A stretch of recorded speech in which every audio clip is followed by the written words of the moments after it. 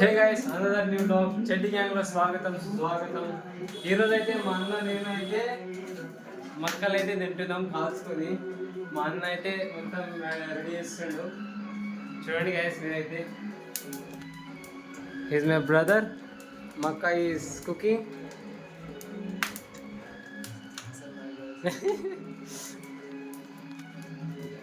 This another new vlogs. Next vlog లో కలుద్దాం. Bye.